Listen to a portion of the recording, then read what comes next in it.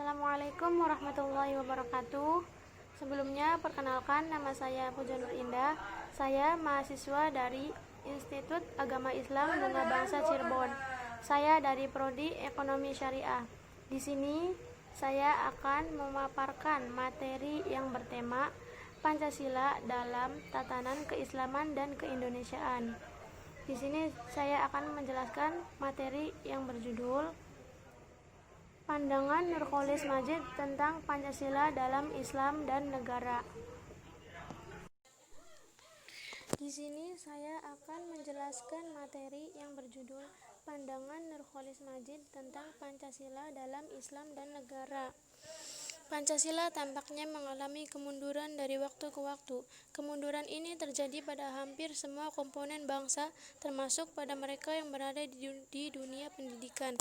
Pancasila merupakan dasar negara yang menjadi dasar berdirinya NKRI yang menjadi pandangan hidup bangsa Indonesia.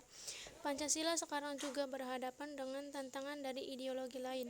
Ideologi yang diusung oleh kelompok Islam radikal dan kelompok liberal menjadi tantangan serius yang berusaha secara sistematis untuk meminggirkan Pancasila dari sistem ekonomi, politik, dan budaya. Pemikiran Nurcholish Madjid tentang Pancasila. Nurcholish Madjid adalah seorang intelektual Islam Indonesia yang memiliki perhatian serius terhadap berbagai persoalan. Wawasannya sangat luas, bacaannya menembus batas-batas agama dan geografis. Bacaan itu menjadikan tidak mudah untuk memetakan pemikirannya. Pemikiran Nurcholish Madjid yang berkaitan dengan Pancasila. Yang pertama, Pancasila sebagai ideologi terbuka. Pancasila telah menunjukkan keefektifannya sebagai penopang bagi bangsa ini. Walaupun demikian, bukan berarti Pancasila sudah sepenuhnya operasional dan mengisi semangat zaman. Justru aspek penting yang seharusnya dikembangkan adalah bagaimana Pancasila menjadi berfungsi penuh sebagai sumber untuk memacu masa depan. Untuk mewujudkannya adalah dengan menjadikan Pancasila sebagai ideologi terbuka. Nurcholish Madjid tidak ingin Islam menjadi ideologi tertutup. Sebagai intelektual yang memiliki perhatian besar terhadap umat Islam dan bangsa Indonesia, Nurcholish Madjid berusaha untuk membangun ideologi modern yang terbuka. Usahanya ini bisa dilacak sejak ia mencetuskan slogan Islam Yes, Partai Islam No. Slogan ini sesungguhnya menandai kecermatan Nurcholish Madjid membaca realitas. Ia tidak ingin Islam sebagai ideologi. Dalam slogan tersebut, sesungguhnya Nurcholish Madjid juga menegaskan bahwa Pancasila adalah dasar untuk memperjuangkan aspirasi umat Islam. Cara pandang semacam ini justru membebaskan Islam dari keterbatasan sebuah ideologi yang sangat memperhatikan konteks dan waktu. Pancasila sebagai ideologi terbuka membuka peluang adanya tafsir yang kontekstual. Tafsir kontekstual menjadikan Pancasila memiliki peluang besar untuk selalu aktual dan selaras dengan dinamika kehidupan yang kompleks.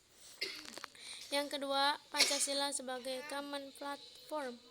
Pancasila merupakan pilihan umat Islam yang final, sah, dan islami. Tidak perlu lagi diperdebatkan tentang hal-hal yang berkaitan antara Islam dan Pancasila. Persoalan itu dinilai Nurcholish Madjid sudah tuntas.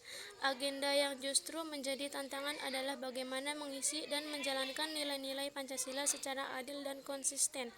Nurcholish Madjid menegaskan bahwa dalam kehidupan bernegara haruslah dilihat Pancasila sebagai pemersatu yang intinya adalah ikut menghargai keberagaman dan pluralitas yang sudah ada di masyarakat. Melalui penghargaan inilah kehidupan yang damai dan harmonis dapat terwujud. Yang ketiga, sila-sila Pancasila sebagai satu kesatuan.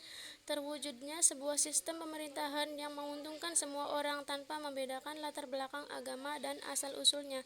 Sistem semacam ini sesungguhnya selaras dengan demokrasi dan Pancasila. Proses demokratisasi merupakan mekanisme utama untuk mencapai suatu pemerintahan yang bersih, terbuka, dan adil.